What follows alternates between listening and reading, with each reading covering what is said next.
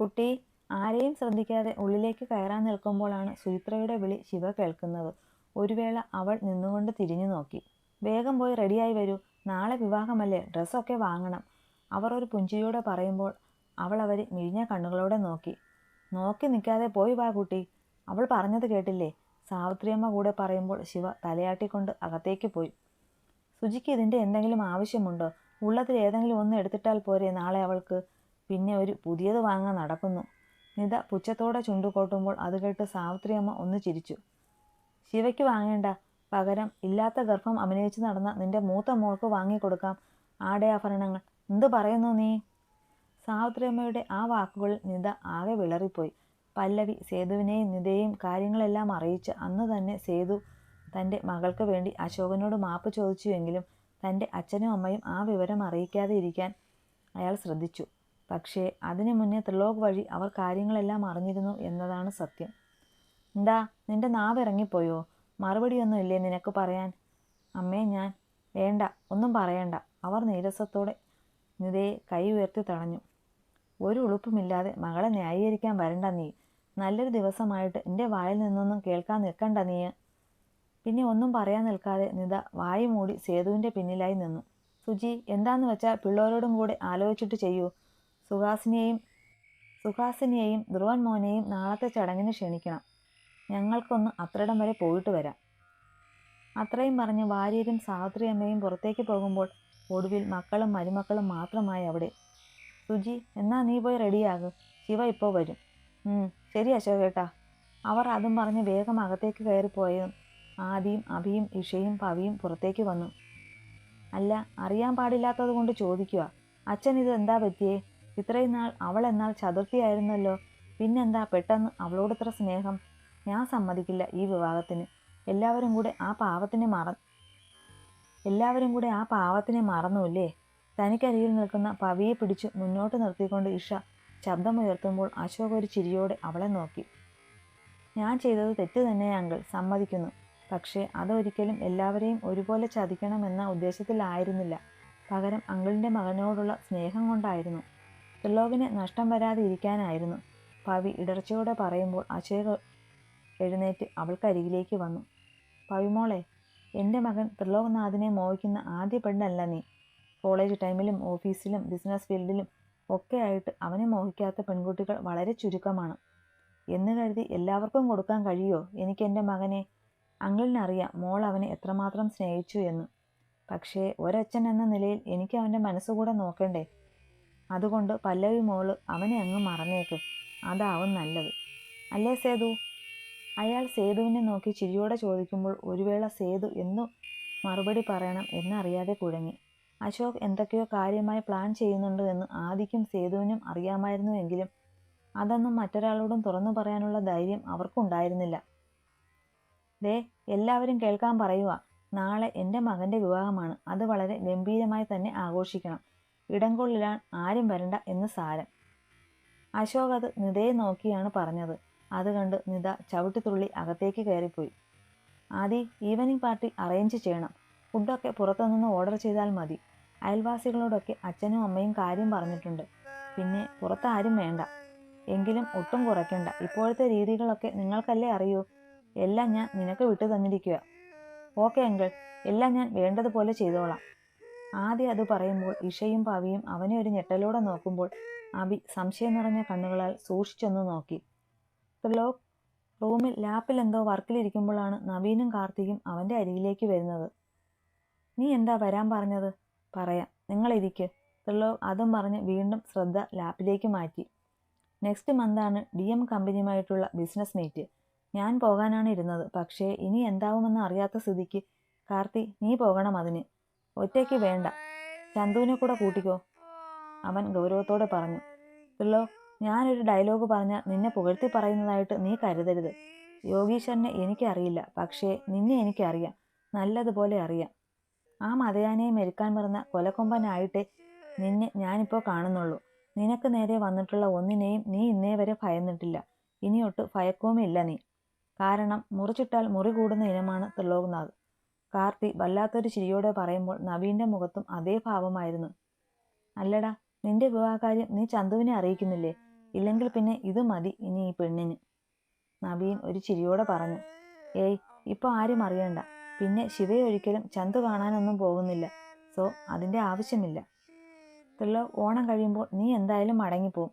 അപ്പോൾ അവളെ കൂടെ കൊണ്ടുപോകുന്നില്ലേ നീ? എവിടേക്ക് കൊണ്ടുപോകാൻ? ഉടനടി ത്രിലോകിൻ്റെ മറുചോദ്യം വന്നിരുന്നു. Are you kidding me Trilok? നിന്റെ ഭാര്യയെ നീ ബാംഗ്ലൂർക്ക് കൊണ്ടുപോകുന്നില്ലേ എന്നാണ് ഞാൻ ചോദിച്ചതിൻ്റെ അർത്ഥം. കാർത്തി പ്ലീസ്, നമുക്ക് ഇതേക്കുറിച്ച് പിന്നെ സംസാരിക്കാം. ത്രിലോക് അത്രയും പറഞ്ഞ് എഴുന്നേൽക്കാൻ നിന്നതും ബെഡിൽ കിടന്ന് അവൻ്റെ ഫോൺ റിങ് ചെയ്തു. സ്ക്രീനിൽ തെളിഞ്ഞ ചന്തു എന്ന നെയിം കണ്ട് കാർത്തികും നവീനും പരസ്പരം നോക്കി. ത്രിലോക് അവരെ നോക്കാതെ ആ ഫോണും എടുത്ത് പുറത്തേക്ക് ഇറങ്ങി. ഉച്ചമയങ്ങിയതോടെ സുചിത്രയും ശിവയും മടങ്ങിയെത്തി. കാറിൽ നിന്ന് ഇറങ്ങിയ ശിവ മുന്നോട്ട് നോക്കവേ ഒന്ന് പകച്ചുപോയി. കാരണം പോകുമ്പോൾ ഉണ്ടായിരുന്ന രൂപമായിരുന്നില്ല തറവാടിന് ഇപ്പോൾ തീർത്തും വ്യത്യസ്തം. പലതരം ഡെക്കറേഷൻ ബൾബുകൾ മുൻനിരയിൽ തന്നെ സ്ഥാനം പിടിച്ചിട്ടുണ്ട്. മുറ്റത്തായി ചെറിയൊരു സ്റ്റേജും അതിന് താഴെയായി 10-25 പേർക്ക് ഇരിക്കാനായി ചെയറും ടേബിളും സെറ്റ് ചെയ്തിട്ടുണ്ട്. മുകളിൽ ഫുൾ വൈറ്റ് ബൾബ്സ് ഒക്കെ ഉണ്ട്. പിങ്ക് ആൻഡ് വൈറ്റ് കോമ്പിനേഷൻ ആയതുകൊണ്ട് തന്നെ വല്ലാത്തൊരു അട്രാക്ഷനും ഉണ്ട് കാണാൻ. ട്രഡീഷണൽ കൂടെ മിക്സ് ചെയ്യാൻ എന്നോണം ഉമ്മറത്ത് ജമന്തി കൊണ്ട് മാലയായി തൂക്കിയിട്ടുണ്ട്. ഉമ്മറപ്പടിയിൽ തെളിയിക്കാനായി ദീപങ്ങളും ഒരുക്കി വെച്ചിട്ടുണ്ട്. ആഹാ, എല്ലാവരും കൂടെ മനോഹരമാക്കിയിട്ടുണ്ടല്ലോ. സുജി ശിവയ്ക്ക് അരികിലായി വന്നു പറയുമ്പോൾ അവൾ നിർവികാരമായി അവരെ ഒന്ന് നോക്കി. കുട്ടി, അകത്തേക്ക് വാ. അവർ അവളെയും കൊണ്ട് അകത്തേക്ക് കയറി. സാവിത്രിയമ്മ ഉമ്മറത്ത് തന്നെ ഇരിപ്പുണ്ടായിരുന്നു. അമ്മേ, ദേ എല്ലാം വാങ്ങിയിട്ടോ. ഈ കുട്ടിക്ക് എല്ലാത്തിനും മടിയാ. പിന്നെ ഞാൻ തന്നെ വേണ്ടുന്നതൊക്കെ വാങ്ങി. നീ എല്ലാം അകത്ത് കൊണ്ടുപോയി വെക്ക്. ശരി അമ്മേ. എന്നാ പിന്നെ ഞാൻ അങ്ങോട്ട് ചെല്ലട്ടെ.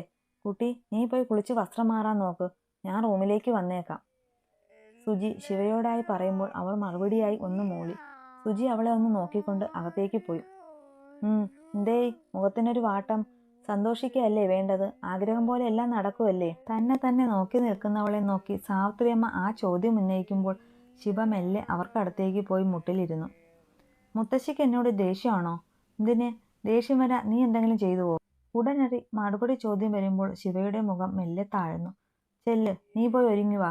മുത്തശ്ശൻ്റെ കുട്ടി ഒന്ന് കാണട്ടെ. ഒത്തിരി കൊതിച്ചതാ നിന്നെ നന്ദുവിൻ്റെ വേളി വേഷത്തിൽ കാണാൻ. ചെല്ല്. അവരുടെ ആ വാക്കുകളിൽ ഒരു ഞെട്ടലോടെ അല്ലാതെ നോക്കാൻ കഴിഞ്ഞില്ല ശിവയ്ക്ക്. എനിക്ക് മക്കൾ 3 അല്ല 4 ആണ്. നിന്നെയും കൂടെ ചേർത്ത് 4 മക്കൾ. മക്കൾ ഒരു തെറ്റ് ചെയ്താൽ അച്ഛനമ്മമാർ അത് പൊറുക്കും. അതവരുടെ മനസ്സിൻ്റെ വലിപ്പമാണ്. മുത്തശ്ശി. ശിവ കരഞ്ഞുകൊണ്ട് അവരുടെ മടിയിൽ മുഖം അമർത്തുമ്പോൾ അവർ ചുളിവുകൾ വീണ കൈയാൽ അവളുടെ നെറുകയിൽ മെല്ലെ തലോടി ആശ്വസിപ്പിച്ചു. മുകളിലേക്ക് വന്ന സുജി തൻ്റെ റൂമിലേക്ക് നടക്കുമ്പോൾ കേൾക്കുന്നത് ത്രിലോകിൻ്റെ ഉറച്ച സ്വരമാണ്. ഒരു വേള അവർ വേഗത്തിൽ അവിടേക്ക് നടന്നു. ഡാഡിയോട് ഞാൻ കൂടുതലൊന്നും ചോദിക്കുന്നില്ല. ഒറ്റ ക്വസ്റ്റ്യൻ മാത്രം. ആരോട് ചോദിച്ചിട്ടാ ഇങ്ങനെ ഒരു പാർട്ടി അറേഞ്ച് ചെയ്തത്? നന്ദു, നാളെ നടക്കുന്നത് നിന്റെ വിവാഹം മാത്രമല്ല, ഈ തറവാട്ടിലെ ഇപ്പോഴത്തെ തലമുറയിലെ മൂത്ത മകൻ്റെ കൂടെ വിവാഹമാണ്. അതിലുപരി നിന്റെ മുത്തശ്ശിയുടെയും മുത്തച്ഛൻ്റെയും കൊച്ചുമകളുടെ വിവാഹം. അതിന് അതിൻ്റെതായ രീതികളും ചടങ്ങുകളുമുണ്ട്. അല്ലാതെ നിന്റെ ഇഷ്ടം മാത്രം നോക്കി നടത്താൻ കഴിയില്ല. അയാൾ ഗൗരവത്തോടെ തന്നെ അവന് മറുപടി കൊടുത്തു. എന്തുകൊണ്ട് കഴിയില്ല? എൻ്റെ വിവാഹം എങ്ങനെ വേണമെന്ന് ഞാൻ ഡിസൈഡ് ചെയ്യും. അതിനുള്ള റൈറ്റ്സ് എനിക്കുണ്ട്.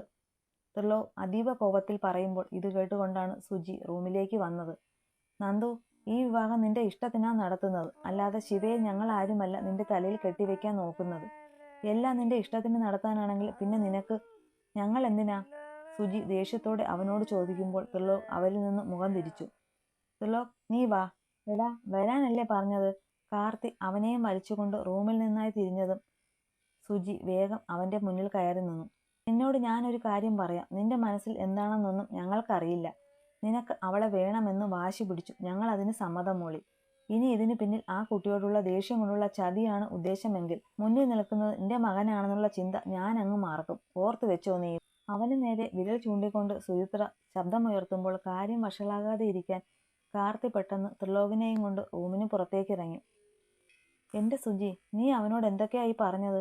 അശോകേട്ടൻ ഇനി ഒന്നും പറയണ്ട. ഞാൻ ശ്രദ്ധിക്കുന്നുണ്ട് അവൻ്റെ എന്തൊക്കെയോ ഉള്ളിൽ കൊണ്ട് നടക്കും പോലെ.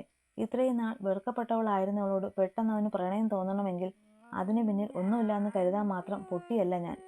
ഇതിനു പിന്നിൽ എന്തോ ഒരു കാര്യമുണ്ട് അശോകേട്ടാ. അവർ സംശയപൂർവ്വം പറയുമ്പോൾ അശോക് തൻ്റെ ഭാര്യയെ ഒന്ന് നോക്കി. ഒരു പെൺകുട്ടിയുടെ ശാപം എൻ്റെ മകൻ്റെ തലയിൽ വീഴാൻ ഞാൻ അനുവദിക്കില്ല. അതും എല്ലാവരും കൂടെ ഒറ്റപ്പെടുത്തുന്ന ആ കുട്ടിയുടെ. അതും പറഞ്ഞുകൊണ്ട് സുചിത്ര അവിടെ നിന്ന് പോകുമ്പോൾ അശോക് ഒന്ന് പുഞ്ചിരിച്ചു. എല്ലാം ഉടനെ അവസാനിക്കും സുജി. നാളെ ഒരു രാത്രി അതോടെ ശിവത എന്ന നമ്മുടെ മകൻ്റെ ആദ്യ ഭാര്യ ഒരു പൊട്ടിച്ചിരിയോടെ അയാൾ അത് പറയുമ്പോൾ ഉള്ളിൽ പലതും അയാളെ ത്രസിപ്പിക്കുന്നുണ്ടായിരുന്നു. കുളി കഴിഞ്ഞിറങ്ങിയ ശിവയെ കാത്ത് റൂമിൽ ഗൗരി ഉണ്ടായിരുന്നു. പെട്ടെന്ന് അവളെ അവിടെ കണ്ട് ശിവയിൽ ഒരു പകപ്പ് നിറഞ്ഞു. എന്താ പെണ്ണെ ഞെട്ടി നിൽക്കണേ? വേഗം വായോ, സമയമായി. റൂമിലെ ക്ലോക്കിലേക്ക് നോക്കി ഗൗരി അത് പറയുമ്പോൾ ശിവ അവളെ തന്നെ നോക്കി നിന്നു. ദേ, ഇതൊക്കെ നന്ദേട്ടൻ്റെ അമ്മ തന്നു വിട്ടതാ. നിന്നെ ഒരുക്കാനാ നിന്നെ ഇങ്ങോട്ട് പറഞ്ഞു വിട്ടത്. സമയമില്ലാട്ടോ, പെട്ടെന്ന് ഇറങ്ങണം. ഗൗരി ബെഡിലിരുന്ന സാരി എടുത്ത് ശിവയ്ക്ക് നേരെ നീട്ടി. ശിവ മെല്ലെ അത് വാങ്ങിക്കൊണ്ട് ഗൗരിയെ തന്നെ നോക്കി നിന്നു. നീ എന്തിനാ ശിവോട്ടാ എന്നെ ഇങ്ങനെ നോക്കണേ? ഗൗരിയേച്ചി നീ ആദ്യമായിട്ട് കാണാ? ഇങ്ങോട്ട് വാ പെണ്ണേ. ഗൗരി ശിവയുടെ കയ്യിൽ പിടിച്ച് തൻ്റെ അടുത്തേക്ക് വലിക്കുമ്പോൾ ശിവ വേഗം തിരികെ ഗൗരിയുടെ കയ്യിൽ പിടുത്തമിട്ടു. ഗൗരി ഒരു സംശയത്തോടെ അവളെ ഒന്ന് നോക്കി. എല്ലാവർക്കും എന്നോട് ദേഷ്യമാണെന്ന് അറിയാം. ഗൗരിയേച്ചി എന്നോട് ക്ഷമിക്കണം. ഞാൻ അന്ന് അറിയാതെ അങ്ങനെയൊക്കെ. നിർത്ത് ശിവ. പെട്ടെന്ന് ശിവയ്ക്കുമേൽ ഗൗരിയുടെ ശബ്ദം ഉയരുമ്പോൾ ശിവ അവളെ ഒരു ഞെട്ടലോടെ നോക്കി. കഴിഞ്ഞു പോയതൊന്നും കുത്തിപ്പൊക്കണ്ട ഇനി നീയും. കേൾക്കാൻ എനിക്ക് താല്പര്യമില്ല. അന്ന് ഇവിടെ നിന്ന് പടിയിറങ്ങി പോകുമ്പോൾ മനസ്സിലുള്ളതെല്ലാം ഇവിടെ തന്നെ ഉപേക്ഷിച്ചു പോയതാ ഞാൻ. ഇനി അതൊന്നും എന്നെ ഓർപ്പിക്കരുത്. ഓർക്കാൻ എനിക്ക് ഇഷ്ടമല്ല. മുഖത്ത് നിറഞ്ഞ നീരസത്തോടെ അവൾ പറയുമ്പോൾ ശിവ നിറയുന്ന കണ്ണീരോടെ അവളെ നോക്കി. അതുകൊണ്ട് ഗൗരി ദീർഘമായി ഒന്ന് നിശ്വസിച്ചു. നിന്റെ കാര്യം ഓർത്തിട്ടാണ് നിന്റെ ഈ സങ്കടമെങ്കിൽ അത് വേണ്ട ശിവോട്ടാ. ഞാനെല്ലാം മറന്നു കഴിഞ്ഞു. എന്നെ മനസ്സിലാക്കാൻ കഴിയില്ല എന്ന് നന്ദേട്ടൻ എന്ന് തെളിയിച്ചോ അന്ന് മരിച്ചു എൻ്റെ ഉള്ളിലെ പ്രണയം. ഒരു ബന്ധത്തിൻ്റെ പേരിൽ വേണ്ടത് കൂടെയുള്ളവൻ്റെ പണമോ പ്രതാപമോ സമ്പത്തോ അല്ല, പരസ്പര വിശ്വാസമാണ്. ആ കാര്യത്തിൽ നന്ദേട്ടൻ എന്നെ തോൽപ്പിച്ചു. ഇടർച്ചയോടെ ഗൗരിയിൽ നിന്ന് ആ വാക്കുകൾ പുറത്തേക്ക് വരുമ്പോൾ താൻ ചെയ്ത ഒരു തെറ്റിൻ്റെ ഫലമാണ് അതെന്ന് ഓർക്കവേ ശിവയുടെ നെഞ്ചു പിടഞ്ഞു. നന്ദേട്ടൻ ഇനി നിന്റേതാണ് ശിവ. വർഷങ്ങളായുള്ള നിന്റെ പ്രണയമാണ് നാളെ നിനക്ക് മാത്രം സ്വന്തമാകുന്നത്. അപൂർവങ്ങളിൽ അപൂർവമായ നിന്റെ പ്രണയം. ഒരു വേള ശിവയുടെ നെഞ്ചൊന്ന് തുടിച്ചു. കാരണം പോലും അറിയാതെ എന്തിനോ വേണ്ടി. വാ വാ, ഇനിയും സംസാരിച്ച് നിന്നാൽ സമയം പോകൂട്ടോ. ഇപ്പോൾ തന്നെ നേരം ഒരുപാടായി. ഗൗരി വേഗം ശിവയെ റെഡിയാക്കാനായി തുടങ്ങി. റൂമിൻ്റെ വാതിൽ ആരോ തട്ടുന്ന ശബ്ദം കേട്ടാണ് ഗൗരി പോയി ഡോർ തുറന്നത്. മുന്നിൽ നിൽക്കുന്ന ത്രിലോകനെ കണ്ട് അവളൊന്ന് സംശയിച്ചു. എന്താ നന്ദേട്ടാ? എനിക്ക് ശിവയോടൊന്ന് സംസാരിക്കണം. അത് കേൾക്കെ ഗൗരവമേതുമില്ലാതെ അവൻ്റെ മുഖത്തു ഒന്ന് നോക്കിക്കൊണ്ട് ഗൗരി മെല്ലെ ആ റൂം വിട്ടിറങ്ങുമ്പോൾ ത്രിലോക് അകത്തേക്ക് കയറി ഡോർ അടച്ചു. പിറകിൽ ഡോർ അടയുന്ന ശബ്ദം കേട്ട് ഗൗരി മടങ്ങി വന്നു എന്ന് കരുതി തിരിഞ്ഞു നോക്കിയ ശിവ കണ്ടത് മുന്നിൽ നിൽക്കുന്ന ത്രിലോകിനെയാണ്. ഒരു വേള അവളിലൂടെ ഒരു വിറയൽ കടന്നുപോയി. I want to talk you Shiva. അവൾക്ക് മുന്നിലേക്ക് വന്നുകൊണ്ട് അവൻ പറയുമ്പോൾ ശിവ അവനെ ഒരു സംശയത്തോടെ നോക്കി. ത്രിലോകിൻ്റെ കണ്ണുകൾ അവളിലൂടെ ഒന്ന് തെന്നി നീങ്ങി. ലൈറ്റ് ഗ്രീൻ നെറ്റ് സാരിയാണ് അവൾ ഉടുത്തിരിക്കുന്നത്. ആഭരണങ്ങൾ മുഴുവൻ വൈറ്റ് സ്റ്റോൺ ആണ്. ചുണ്ടിലെ ചായവും വിടർത്തിയിട്ടിരിക്കുന്ന മുടിയിൽ ചൂടിയ കുടമുല്ലപ്പൂവും വിടർന്ന കണ്ണുകൾ നീട്ടി വരച്ചിരിക്കുന്ന കൺമഷിയും അവളുടെ ഭംഗി ഇരട്ടിപ്പിക്കുമ്പോൾ നവവരൻ്റെ ഉള്ളിലെ ത്രസിപ്പിക്കുന്ന ഭാവമായിരുന്നില്ല ത്രിലോകിൽ. തീർത്തും നിർവികാരം മാത്രം. ഇരുമിഴികളും അതേ നിർവികാരത്തോടെ തമ്മിലിടയുമ്പോൾ നെഞ്ചും ക്രമാതീതമായി മിടിക്കുന്നുണ്ടായിരുന്നു. ശിവയുടെ നിറമിഴികൾ അവൻ്റെ കണ്ണുകൾ എന്തോ തിരിഞ്ഞു. ഒടുവിൽ നിരാശയോടെ അവ പിൻവാങ്ങി. ശിവ. ത്രിലോകിൽ നിന്ന് തൻ്റെ പേര് വരുമ്പോൾ ശിവ വേഗം തൻ്റെ കണ്ണുകൾ ചലിപ്പിച്ച് അവനെ നോക്കി. നാളെ നമ്മുടെ വിവാഹമാണ്. സ്വപ്നത്തിൽ പോലും ഒന്നാകും എന്ന് കരുതാത്ത രണ്ടുപേരുടെ വിവാഹം. നമ്മുടെ രണ്ടുപേരുടെയും മനസ്സിൽ പലതുമുണ്ട്. പക്ഷേ നാളെ അതൊക്കെ സംഭവിക്കാം. ഒരു പക്ഷേ നാളെ അതൊക്കെ സംഭവിക്കാതെ ഇരിക്കാം.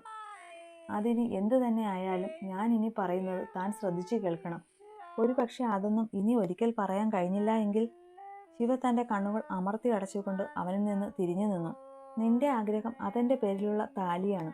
പൂർണ്ണ മനസ്സോടെ അല്ലെങ്കിൽ പോലും അത് നിനക്കായി ഞാൻ നാളെ തരികയാണ് ശിവ. പക്ഷേ എൻ്റെ മനസ്സ് ഇപ്പോഴും നിന്നിൽ നിന്ന് ഒരുപാട് അകലെയാണ്. നിന്നിലേക്ക് അവ ഒരിക്കലും അടുത്തു എന്ന് വരില്ല. ഒരിക്കലും.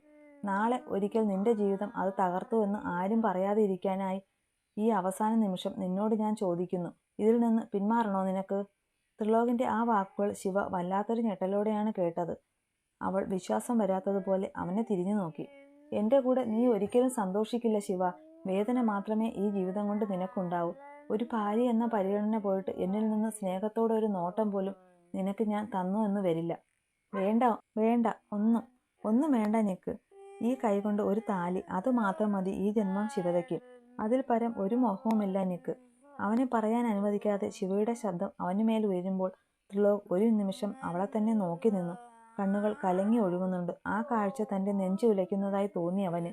പെട്ടെന്ന് അവളിൽ നിന്ന് കണ്ണുകൾ മാറ്റി വേഗം തിരിഞ്ഞു നടക്കുമ്പോൾ ശിവയുടെ കൈകൾ അവൻ്റെ കൈകളെ തടഞ്ഞിരുന്നു. അവനെന്ന് തിരിഞ്ഞു നോക്കും മുന്നേ ശിവ വേഗം തൻ്റെ മുന്നിലേക്ക് വന്ന് ആ മുഖം കൈകളിലായി എടുത്തു. അടുത്ത ജന്മം നിനക്ക് നല്ല നിറം തരാൻ ഞാൻ യക്ഷിയമ്മയോട് പ്രാർത്ഥിക്കാൻ നന്ദേട്ട. എന്നാ നന്ദേട്ടൻ എന്നെ ഇഷ്ടമാവുമല്ലോ. അങ്ങനെയെങ്കിലും നന്ദേട്ടൻ്റെ സ്നേഹം എനിക്ക് മാത്രം കിട്ടുമല്ലോ. ഇടർച്ചയോടെ കരച്ചിൽ ചീളുകൾ ചുണ്ടുകൾക്കിടയിൽ കൂട്ടിപ്പിടിച്ചുകൊണ്ട് അവൾ പറയുമ്പോൾ ത്രിലോക് അവളെ തന്നെ നോക്കി നിന്നു.